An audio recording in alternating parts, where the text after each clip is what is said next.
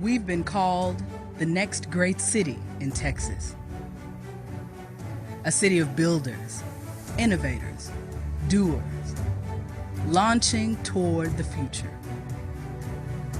A city where the students of today will be the leaders of tomorrow. A city where hard work is part of our DNA. A city of people who enjoy life and the sweetness of each day. A community where people make the difference and everyone can prosper. Welcome to Waco.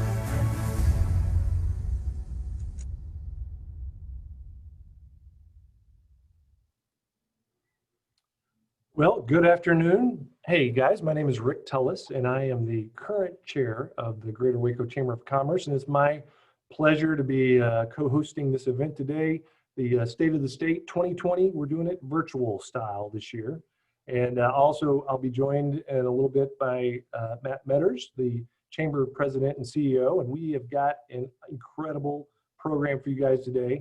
But before we jump into it, first thing I want to do is thank our sponsors. And our presenting sponsor today is Texas State Technical College. And we have a short video from TSTC. Roll the video.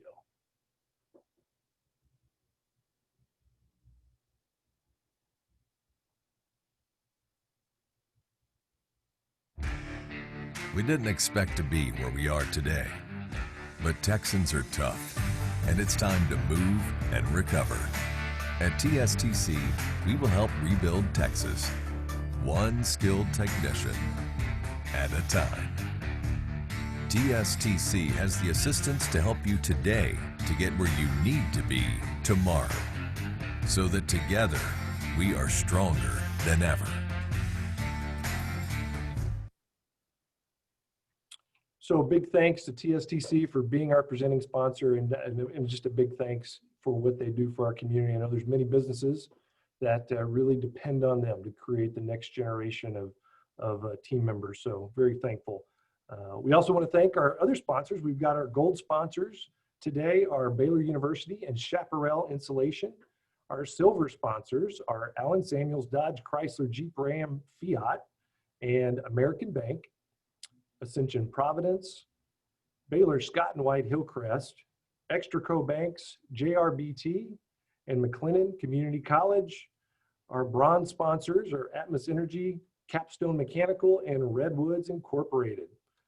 I also want to give a special shout out to our media partner, KWTX. Very thankful for them partnering with the Chamber in streaming today's event. I will say it is a lot of great content. It may go over. Some of you may be surprised to have a Chamber event go over time, but don't worry.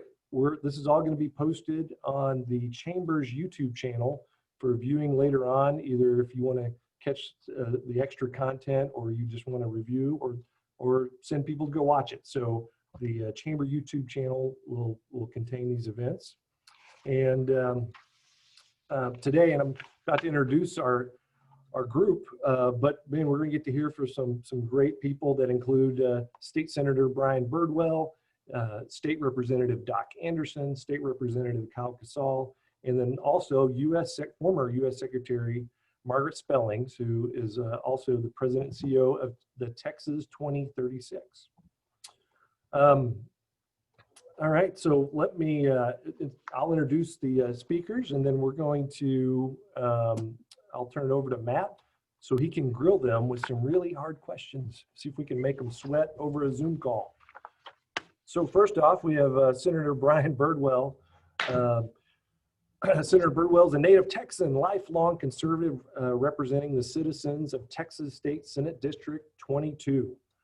Brian serves as chairman of the Senate Committee on Natural Resources and Economic Development, which provides oversight for such groups as the Railroad Commission and the Texas Commission on Environmental Quality. He also serves as a member of the State Committee on Finances and State Affairs. Big wave, Senator Birdwell, little wave there. And then next, Doc Anderson, State Representative Doc Anderson. He was elected to District 56 in 2004 and has served has been reelected 7 times at this point. Representative Anderson currently serves as chairman of the Texas Legislative Rural Caucus, and he's the vice chairman for the House Committee on Energy. He's the vice chair of the Texas Legislative Aerospace Caucus, and he previously served for 6 terms as vice chair on the House Committee for Agricultural and Livestock.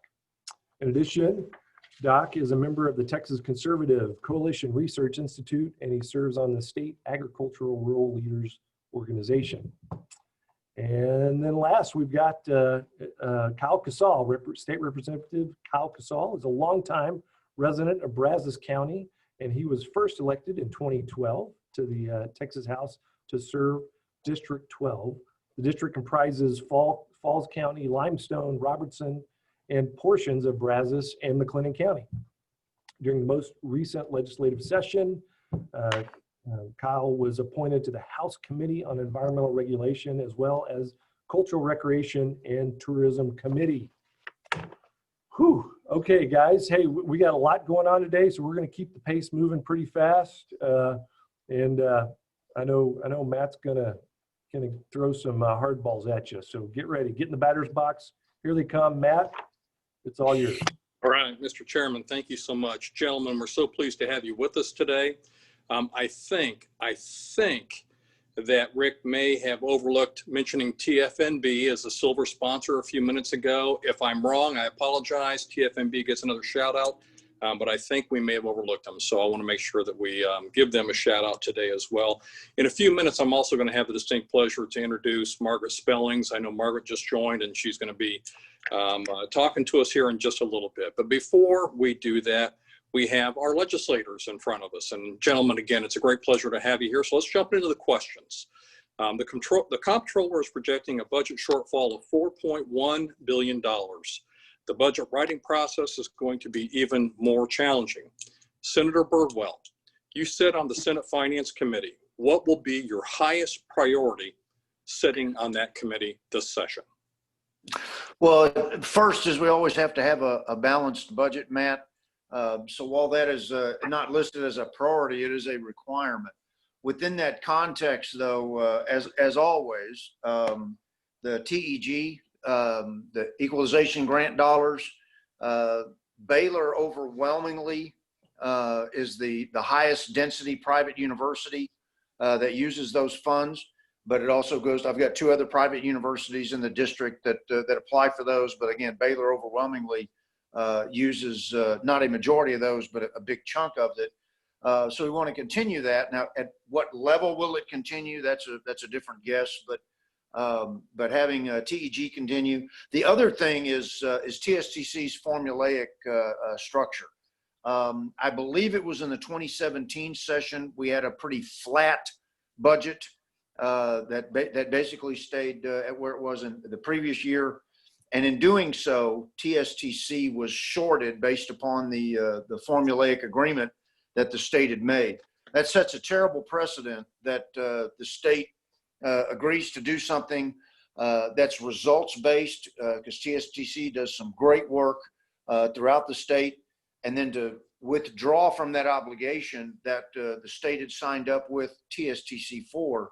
I want to continue that. This will be a tougher budget year for TSTC than what last year's was, or even 2017 was. But those 2 areas are the areas that I want to work, because I want to make sure that the state's fulfilling its contractual obligation with TSTC, because TSTC is doing great work fulfilling its contractual obligation with the state. Senator, thank you. Doc and Kyle. The House worked so hard on House Bill 3 last session, as did the Senate Public Education Committee, which increased the state share of per pupil funding and increased spending on several key areas like early literacy and 3rd grade reading. Pre-COVID, both of the public education chairs reaffirmed their commitment to protecting those dollars. Will that be possible in the pandemic budgetary environment that we're entering into? How you want to do this, Doc? Me or you? Oh, you want to take a shot at it, Kyle? Go ahead. Absolutely. First of all, thank y'all for having us.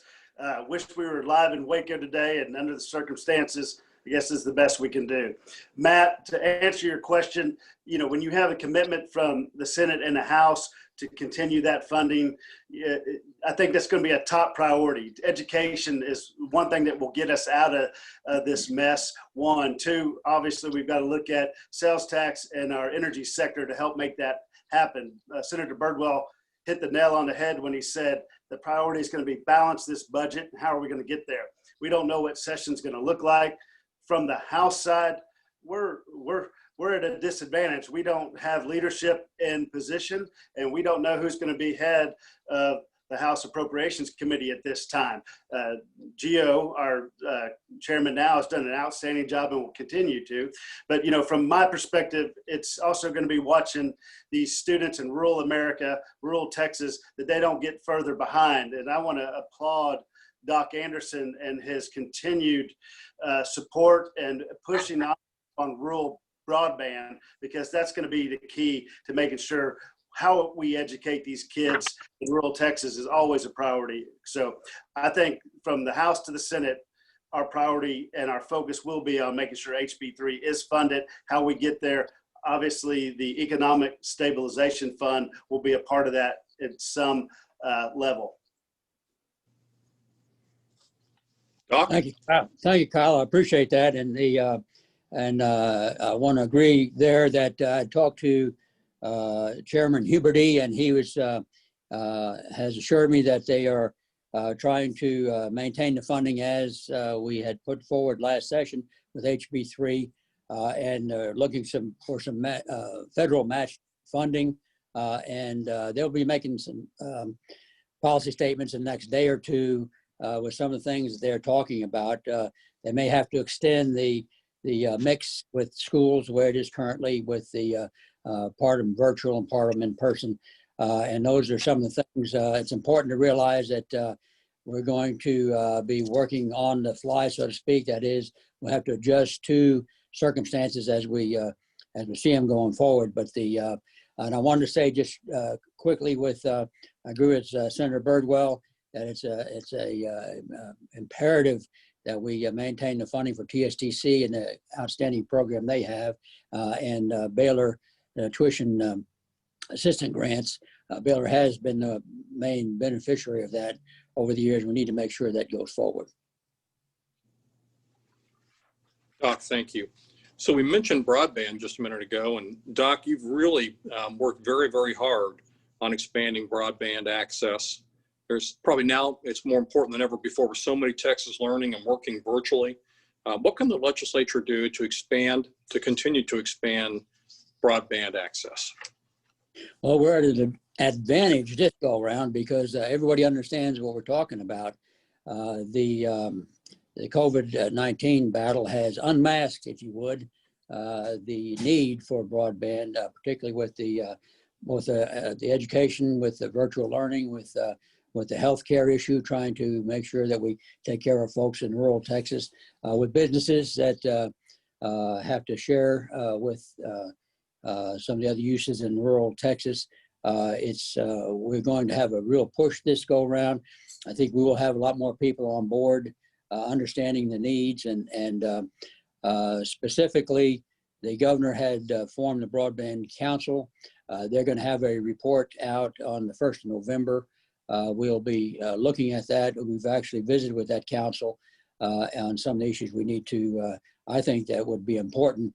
The main thing we have to come up with is a broadband plan for the state of Texas, which will enable us to pull down federal funds. There's a lot of different tranches of funds out there, but it's important that the state has a broadband plan, and then that we have a broadband office. As simple as that sounds, if we have one office with dedicated employees, dedicated office, then we can start to build on our progress so far and kind of a force multiplier, if you would.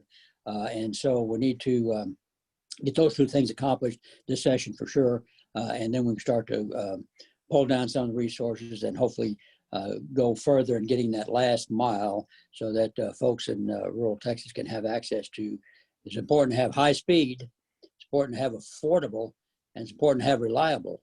so many students now. The state has provided Chromebooks for them to work with, and they will continue to do that. They're actually purchasing more as we speak.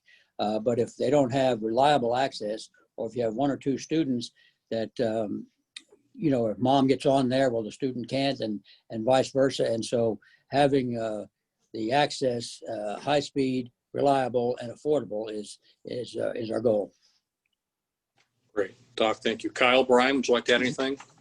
I'll jump in real quick. Unmasked is a great word, Doc. Well done. Two, our urban colleagues never understood rural broadband, but now that COVID-19, there's parts of urban areas that don't have good internet access. So broadband is now universal across the state of Texas, that there's a need. So Doc's letters through the Rural Caucus and working with colleagues and pushing, we've got these, the Broadband Commission meeting, we've got the PUC meeting, and we've got the big communication companies all in the room finally talking about it. So I'm optimistic. Of course, we go back to the hypothetical, what does session look like? How long will we be there? And, the budget obviously is going to be the shining star, but broadband is going to be crucial to continue in rural health, education. And then we've got this census thing. So I'll turn it over to Senator, but Doc, well done. Thank you again. Thank you. Senator?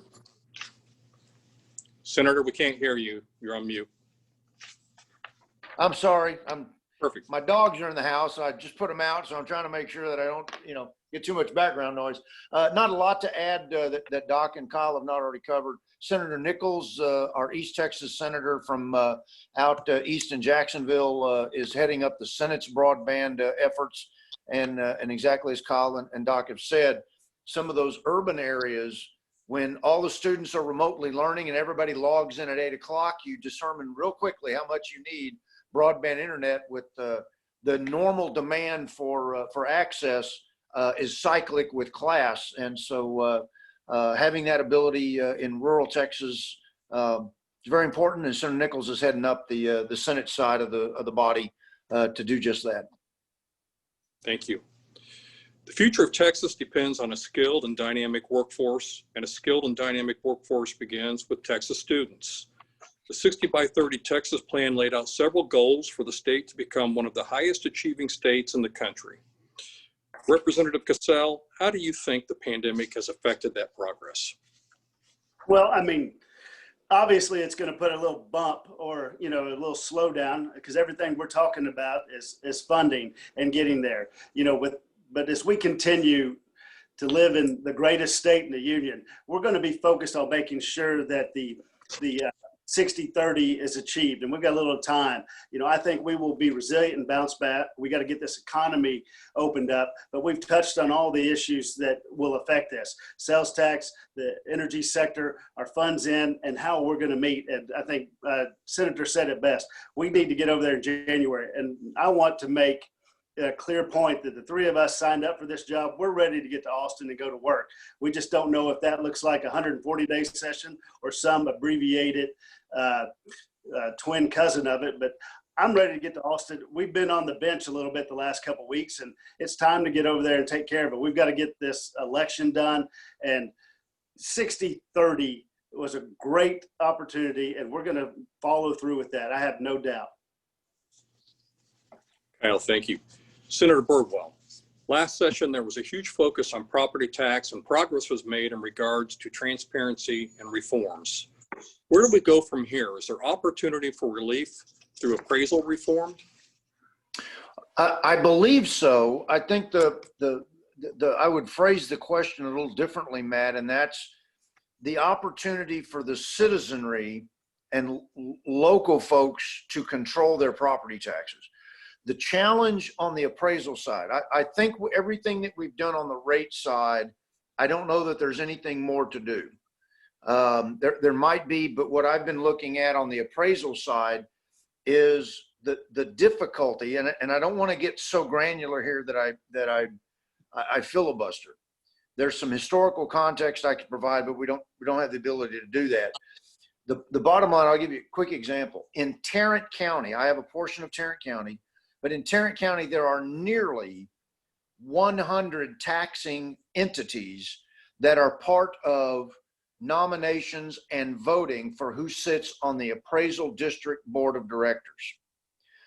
But the two localities that have the greatest amount of sway on who sits on that board of directors is the city of Fort Worth and the city of Arlington, because of the property tax evaluation. While everybody gets to make a nomination, the voting strength is based upon your property value within the county's appraisal district. For counties below 125,000, the appraisal board of directors chooses the appraisal review board members that hear the appeals of appraisals.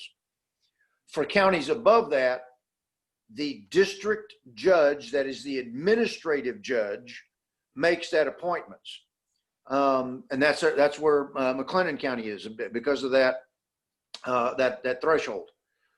But because of that, it means that the appraisal side is so diluted among who makes the appointments and how the voting is done and who actually gets on the board of directors.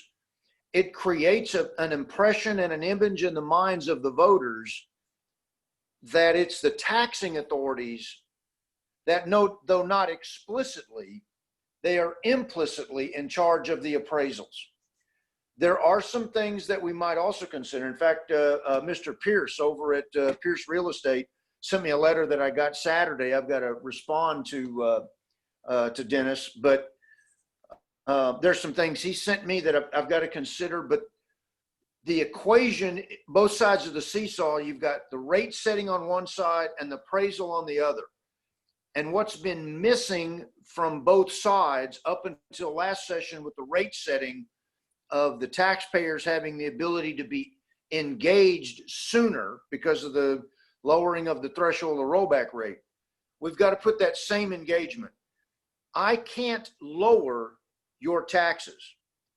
I can't lower the rate of their growth. But what I can do is pass legislation and work on legislation that allows you, the taxpayers, the ability to control its growth. And that's where I think we need to take the pendulum back to the middle on the appraisal side. Up until 1981, it used to be the tax assessor collector. So you had a direct link between the countywide officer that did appraisals and the voting public. And that kept a downward pressure, political pressure, on appraisal growth. But for varying reasons and right reasons and et cetera, the state changed that to go to the CADs. And in doing so, to going to the county appraisal districts, it's so diluted, particularly for the more urbanized counties, but even in Granbury, I've got 14 taxing authorities here in Hood County. It's so diluted the appraisal side of the equation that it's still a challenge. What Mr. Pierce, other people have told me about, particularly as it relates to businesses with no appraisal growth cap that you have on residential property for homesteads. So there are some other areas, so I'm working on it. It is not completely matured in what I'm going to file legislation for yet, but I think we've got to work on that seesaw side that gives voters the ability to control it. If they do or not, that's up to them, but it gives them the ability to do so. And I'm certainly looking at how that impacts businesses. I know that was a long answer, Matt, but tried to be as detailed without being too granular. Thank you, Senator. Kyle and Doc, your thoughts?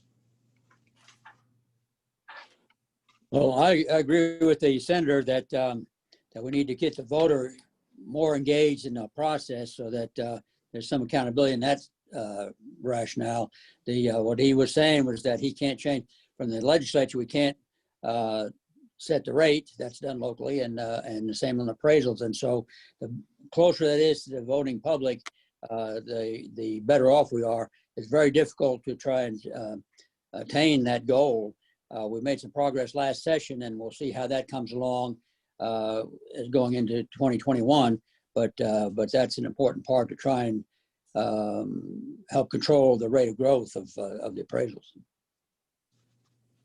Just to add real quick, I think my two colleagues covered it well, but it's just having that working relationship with our local elected officials in our appraisal districts. And, we've done a better job. I think this legislation and this conversation over the last couple of sessions, I've got to know all 5 of them in all 5 counties a lot better, and we'll continue to make that relationship and to protect the people that we serve. Thank you. Gentlemen, last question. There remain so many unknowns for the next session and what it may look like. What are your chambers, the Senate and the House, doing to prepare for a legislative session in an ongoing pandemic? We touched on this a little bit. What will access to the Capitol look like? Opportunities for the citizens to come in and give testimony, and the historical normal interactions that we've all seen and we value so much for Texans to engage in the process. What's the look and feel from your perspective as we move into the session? Well, if I can jump in on that, Okay. it's paramount that that we have access, that the general public has access. I mean, it is the people's house. It's paramount that we have that exchange between the general public, the lobby. I mean, there's possible restrictions on lobby as to how they can come back and forth. And as we mentioned earlier, interns and some of those things are vital actually to our form of government. But what the flip side is, as far as COVID, is that if you do have a quarantine, 2-week quarantine, and that takes out members of the House or Senate, particularly the Senate with their total numbers, that could seriously cause problems to the quorum and seriously cause problems to how we go forward. And so they have made some suggestions with fiberglass and plexiglass and things like that to try and maintain some distancing and try and protect members and staff. But we, as I say, it's a very fluid situation, and we'll have to adjust as we go forward. Kyle? Yeah. Absolutely. I'm going to give a shout out to House administration run by our colleague, Charlie Guerin. They're taking every precaution. They've already started all new protocols, cleaning the chamber of the House. What that looks like, I think, Matt, you hit it on the nail on the head. We don't know. We can only hypothetically think of how we're going to be. We've signed our name on the line. We're ready to go and do what we need to. We're going to take all those precautions. I think, what does our staff look like? How many one in, one out? Where do we stand? We had a conversation earlier today. We've already interviewed our Bullock Scholar from Baylor. And, once again, we've got some of the best students coming to the Capitol to help us help you. And I'm hoping that young individual gets the opportunity to serve in the legislature and work on the House floor with us. And it's just a grand opportunity. But today, we don't know what that looks like. I think we will find a way.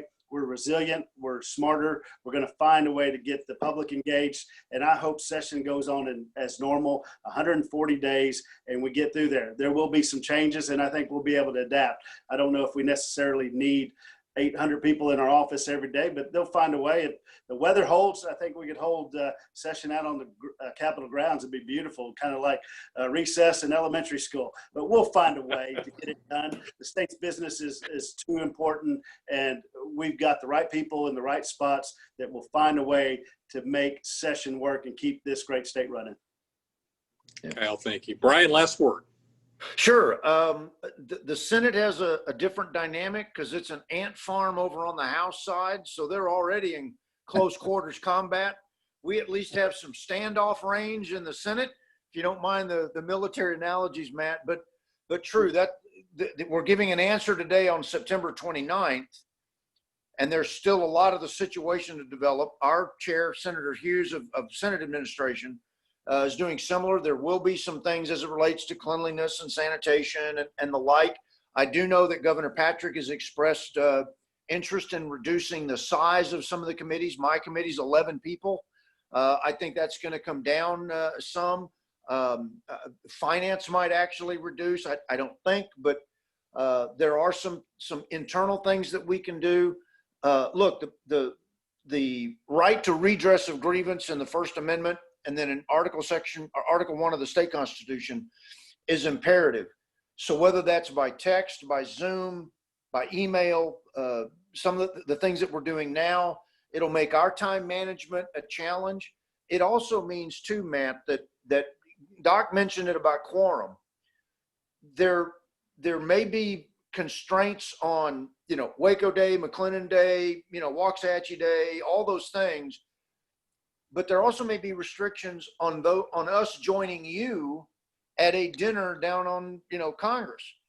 Because what the Senate and certainly the House can't afford is if a senator gets ill, spreads it to 6 or 7 others, because the Senate will meet in our respective party caucuses of the whole. What we can't have is in April and May, 31 senators, but 12 are out, because depending on what the party makeup is, it can determine what could be passed, what couldn't be passed, what gets suspended for the vote. The House has the same difficulty. We can't allow ourselves to be rendered combat ineffective, but at the same token, also ensure that we give the greatest amount of opportunity for public input. And how are those hearings done in a way to do so? The answer on September 29th isn't going to be what it looks like in January or even April.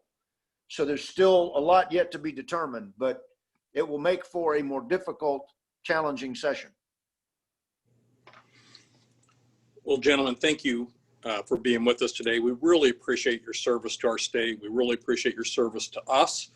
We're looking forward, and it sure sounds like you folks are getting ready to get at it. You're looking forward to getting at it, and we're looking forward to joining you and doing everything we can to work our way through some real challenges ahead of us. So we'll be there for you as well. Again, we really appreciate you joining us, and thank you very much. And I'm going to pivot now, and I'm going to introduce our guest speaker. Thank you. And Margaret has joined us. Margaret, it's an honor for me to introduce you today, and it's so nice to have you with us today. Thank you for taking the time to be with us. Allow me to introduce you very quickly. Margaret Spelling serves as President and CEO of Texas 2036, bringing with her knowledge and experience developed over an exceptional career in public service at both the state and the national level. Most recently, Margaret served as the President of the 17-institution University of North Carolina system. Prior to that, she served as president of the George W. Bush Presidential Library in Dallas. And then from 2005 until 2009, Margaret served as U.S. Secretary of Education, leading the implementation of the No Child Left Behind Act, a bipartisan initiative to provide greater accountability for the education of 50 million U.S. public school students. And as you might expect, her bio and her accomplishments go on, but we want to allow Margaret to have as much time as she needs to walk us through her presentation and to be a part of our gathering today. Margaret, welcome, and the floor is yours.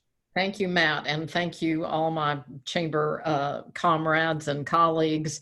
Along the way, I was the president of the United States Chamber of Commerce Foundation. I've been on chamber boards in North Carolina and in Texas, and really admire everything you do. And we are in common cause on so much, which you will hear shortly. Now, Matt, I understand you're going to drive the deck. Is that right? I'm not driving it, but we have a deck driver somewhere behind us. All right. Okay, well, so if the deck driver would turn to the second page of this deck, I'll tell you about Texas 2036. I'm sure everybody on this call knows that 2036 is our 200th birthday, our state's bicentennial. Just a short 16 years from now. I guess everybody on this call probably remembers what they were doing 16 years ago, and it'll go fast. This organization was founded a few years ago by Tom Luce, who has put himself on the field of civic debate many times, most recently in mental health. He served on the Sunset Commission. He worked in the Bush administration on education. He once ran for governor and a well-known civic warrior in our state. We are focused on state policy as the key lever of change, and are differentiated really as an organization in a couple of ways. One is that we look across the whole of government, these most important issues that are going to determine our state's future, and looking at hundreds of publicly available data sets, our fealty to where the facts lead us. And I'm going to talk a little bit more about that today. And secondly, to really think long term. I mean, what do we need to do now? We're all fixated on the tyranny of the urgent. Obviously, we should be with COVID, but how are we going to make sure that in 2036, our state is the best place to live and work as it is now? To wit, we have launched what we call Shaping Our Future, a strategic framework for Texas. I'll talk about that as we go here. And of course, our developing a legislative agenda, which I was thrilled to be able to hear your members of the legislature, because we have a lot in common, especially around things like broadband and the like. So next slide, please. We have a 36-member board of leaders of all kinds. It's bipartisan. It represents a variety of industries and cities and so forth. Would love to have somebody from Waco on here at some point. We'll compare notes about that. Tony Kacal in Austin led the recruitment of the Futures Command to Texas, and a veteran. Obviously, that's an important sector in your area. But we have a terrific group of folks who guide this, including people like Wallace Jefferson, our former state Supreme Court chief, Ron Kirk, the former U.S. Trade Representative, and many more. Next, please. When we look at what these many hundreds of data sets tell us, we know that we face significant challenges, none of them beyond our capability, that require state policy action, and that is what we are about. Next, please.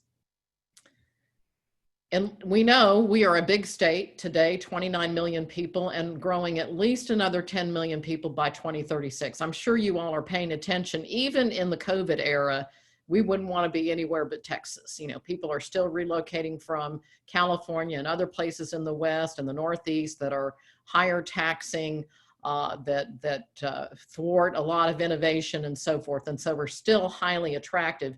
During that time period, we will get both older and younger at the same time. We will get more diverse and we will get more urban, which is not to say that in rural Texas, there are more than 3 million people, more than 18 other states' total population. So still a very mighty part of our state. And tremendous assets of our state. Next, please. If we are to continue to have the #1 job creating economy in the nation, we're going to have to grow in that 16-year period as many jobs as we have in Houston and DFW combined today. About 8 million new jobs. That's a lot. And something the chambers of commerce care a lot about. As we know, and you'll see on this map, and you all do well, our job growth is not equally spread around our state. Our metro areas, that triangle that we talk about, there's roaring job growth for the most part, but that prosperity is not shared, and we'll talk a little bit more about that. Next, please. We know that most of the jobs, pushing into 3/4 of the jobs, require education beyond high school, not necessarily a baccalaureate degree, but some sort of credential, the kind of work that TSTC does and does so well. And today, only about 1/3 of our high school graduates reach that level within 6 years of graduating from high school. So we have a big gap there. I take no joy in this, having worked on education for a long time, most recently in another state and at the federal level.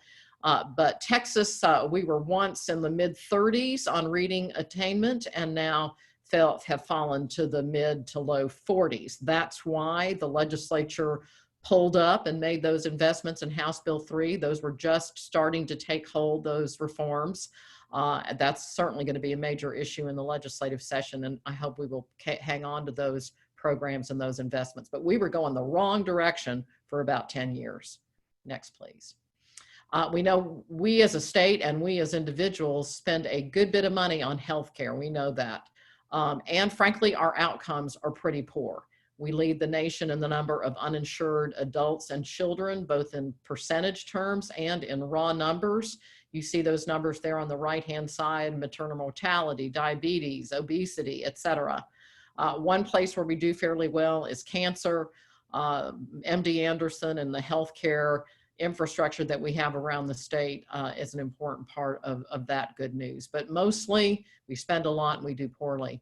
Broadband, oh my gosh, if ever there was a time to lean into an issue, this is it. This has been starkly revealed, as Doc said, something he's been talking about for a long time, and now everybody gets it. Big gaps in rural Texas. You see there on our worst connected cities in the nation. Texas has a whole lot of them. You're number 38 of 60, nothing to brag about. And it becomes also an affordability issue in urban Texas as well. So we have almost 6 million school children in our schools, and fully about 1.7 million of our students were unable to access e-learning because of a lack of broadband infrastructure or devices in their home. Next, please. So what are we going to do about it? Well, we've developed this a document called Shaping Our Future that identifies goals, that makes some comparisons against other states, and that sets some targets. There's something fishy that went on with this slide, but next one, please. So we set ourselves 36 goals for Texas across the major themes that we're working in, like education and workforce and health. This is the first 12. We have some overarching goals that speak to economic growth and quality of life, which allow ourselves to give credit to being the #1 job creator. But when you look across these pillars individually, we really have a lot of work to do. So what we've done is set some North Stars in each of these areas. So in education, early learning, K-12, post-secondary, are we meeting the needs of the workforce and jobs, health, availability, and affordability? And what we've done is made an assessment of where are we today. We have compared ourselves against a set of peer states, 11 others, together comprising 58% of the population of our country, 62% of the GDP. And then we've set some targets in this framework about how far we think we can and should get over the next 16 years. Next slide shows us the second of 3 pages of these goals, where we talk about in transportation, mobility of people and things, safety, digital connectivity, as we've just discussed, natural resources, air and water, parks and wildlife, agriculture, energy, the things that, you know, even though 36 goals seems like a lot, there's nothing on this list you'd want to take off. And then the last set of goals, as you'll see, are public safety and protection of the vulnerable, the safety net, and so forth. Something fishy happened with this slide, but I want to point out something that is unique. If you'll stay on that slide for a second, the previous, it is an area that we're looking at, and frankly, uniquely as an organization, around government performance. And COVID has shown us that really it does matter if the data that your public health agencies collect is accurate and tells you about disease prevalence. It does matter if you can get on the phone to get an unemployment claim processed. It does matter if your local government is getting hacked into or not.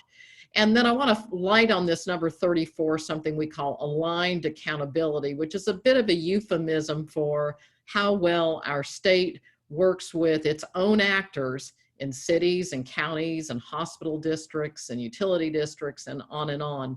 As I was eavesdropping on the conversation about property taxes, you know, this relationship between the state and its actors who are delivering frontline services is really, really important, and frankly had frayed, I think, for a while. Next slide.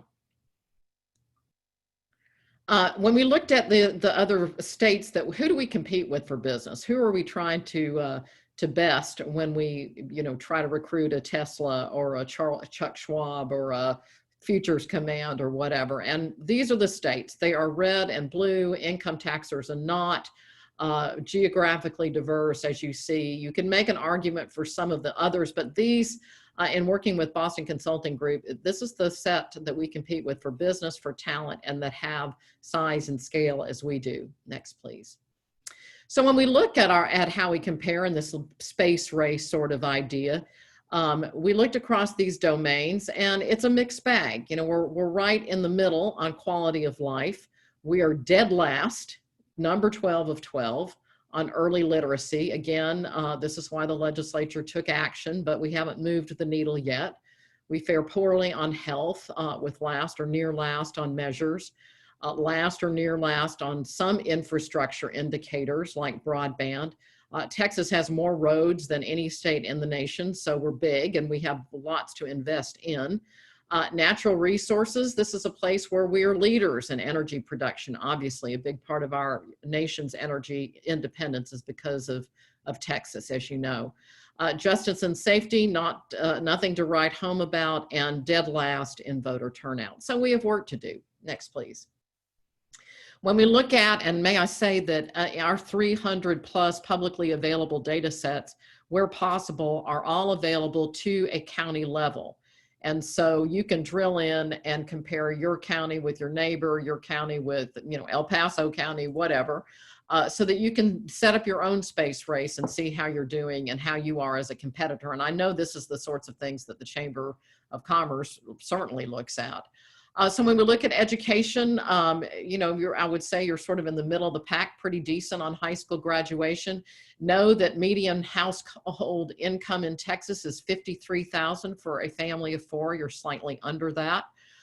Infrastructure, obviously your commute times are better than other places in the state like Houston and Dallas. Health, certainly some challenges. You all are a county that use a lot of water with a major hospital, major universities and so forth, but you're good on conservation and rate about the middle of the pack when all of that is factored in a per capita way. And then justice and safety, again, you're sort of middle of the pack on children in poverty as it relates to the state as a whole. Next, please.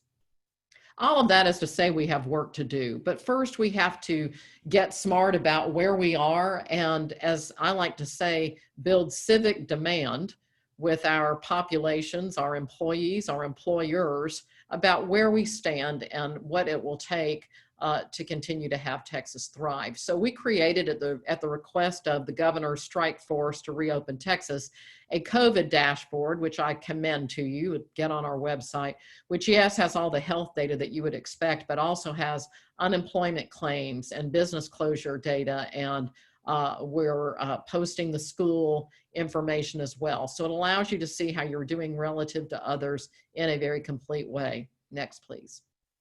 We're also in the middle of doing something that we think is a really important piece of work around healthcare. As everyone knows, we are a non-Medicaid expansion state, one of about a dozen.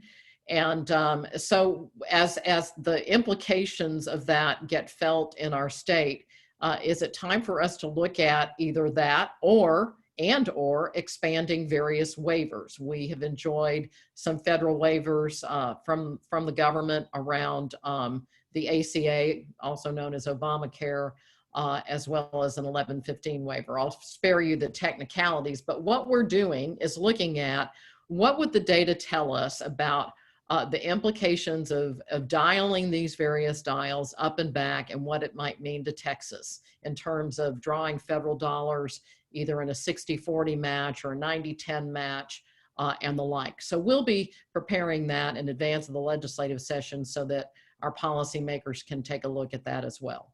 Next, please.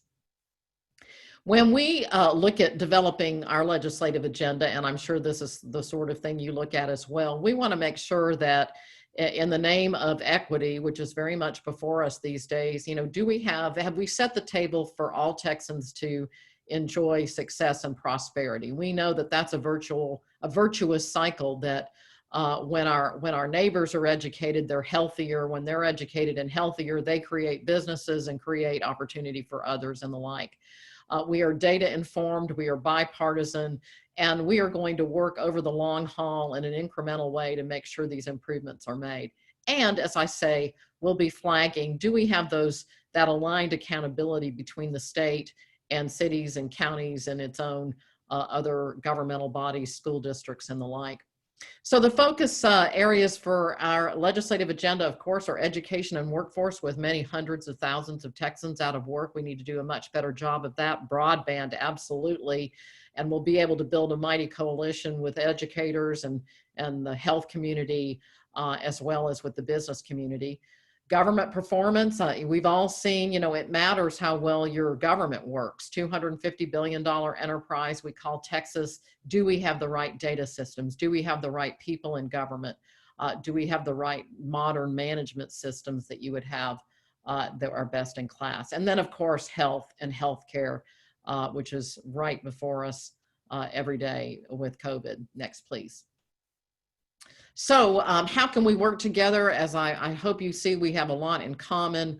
Our data systems and our website are a treasure trove of information, and I commend it to you. It's really a lot of fun to surf around on and to learn more.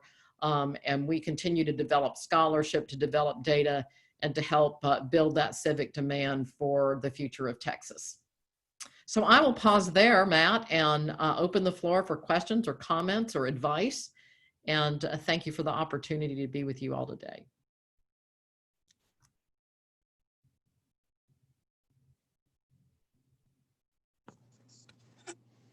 Secretary Spellings, thank you so much for being with us today. That was quick work. Yeah, a lot for a lot of information. It's going to be very, very helpful. It's going to really help inform a lot of the conversation, obviously, that's taking place at the state during the state legislature and beyond. And it's going to help inform our conversations as we continue to develop our public policy platform. And we're grateful to you. Some of that information is really quite sobering. And, you know, we all know that if you don't know where you're going, any road will get us there. And so clearly we know where we need to go with some of these things, and there's going to be a lot of hard work involved. So our pledge to you is that we're going to be there, and where there's strong alignment between the work that you're doing through 2036 and what we're doing in terms of our public policy platform, we will get that synergy, and we'll make great things happen, and we'll move forward with positive results. Before I let you get back at it, get back to work, I did want to point out, you mentioned your board of directors, and you talked about Tony Kacal, and you talked about Army Futures Command. I think it's important for our listeners, for our folks here in our backyard, to understand that we have, through this chamber and through a coalition in our community, a strong working relationship with Army Futures Command and the National Security Innovation Council. And they're doing some amazing things as it relates to the needs for our military and the charge that Army Futures Command has. And so we're very active in those conversations with those people as well. And we want to do everything we can, Margaret, to help you get an individual from our community on your board. And so when that opportunity presents itself, we'll make sure that we have strong lines of communication, and we help you look at some strong candidates here. Look forward to that. Secretary Spellings, thank you so much for being with us today. We appreciate it. Have a great day. Thanks, Matt. And folks, as we move to closing, there are a few things that I need to do in order to let us all move back to our work in front of us today. One of the things that I'd like to do is point out that we have our State of Higher Education scheduled for November the 19th. And we hope that you'll mark your schedule. Our speakers are going to include Dr. Linda Livingstone, who we all know is the president of Baylor University, Dr. Johnette McCowan of McLennan Community College, Chancellor Mike Reeser from TSTC, and we have Dr. Harrison Keller, who is Commissioner of the Texas Higher Education Coordinating Board. So that is going to be another really, really good event, and we hope you take the time from your schedules to join us for that hour and 10 minutes as well. Let me also close by thanking our sponsors. Of course, our presenting sponsor is Texas State Technical College. Our gold sponsor is Baylor University, Chaparral Insulation. Our silver sponsors, Allen Samuels Dodge Chrysler Jeep Ram Fiat, American Bank, Ascension Providence, Baylor Scott and White Hillcrest, Extraco Banks, JRBT, and McLennan Community College. Our bronze sponsors are Atmos Energy, Capstone Mechanical, and Redwoods Inc. And of course, our media partner is KWTX Channel 10. And as I've said before, we simply couldn't do it without these wonderful sponsors. Also, a shout out for the Chamber's professional team. We have an outstanding team here at the Chamber. They do great work. And let us close today with a message from your Chamber of Commerce. Folks, thank you all so much for being with us today. Have a great day.